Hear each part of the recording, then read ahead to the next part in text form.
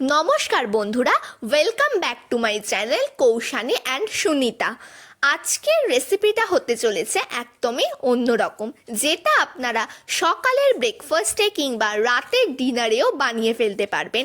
আজকে বানাতে চলেছি চাউলেট বানানোর জন্য আমি এখানে 2 প্যাকেট চাউ ইউজ করছি। এই চাউগুলোকে প্রথমে হাতে করে একটু ভেঙে নেব। এরপর জল বসিয়ে দিয়ে যেরকম চাউ সেদ্ধ করতে হয় ঠিক সেইভাবেই আমরা চাউটাকে সেদ্ধ করে নিলাম।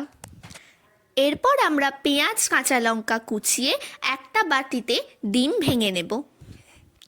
এরপর ডিমের মধ্যে আমরা পেঁয়াজ কুচি আর কাঁচা লঙ্কা কুচিটা দিয়ে দেব। যতটা ঝাল আপনারা খেতে চান সেই পরিমাণেই কিন্তু কাঁচা লঙ্কাটা দেবেন। আমরা নুনটা এখনই দিচ্ছি না, এই ব্যাটারটার মধ্যে এবার সেদ্ধ করা চাউগুলো দিয়ে দিচ্ছি। এই সেদ্ধ করা চাউগুলো দিয়ে ভালো করে মিশিয়ে নিয়ে এরপরে নুনটা দিয়ে দিলাম।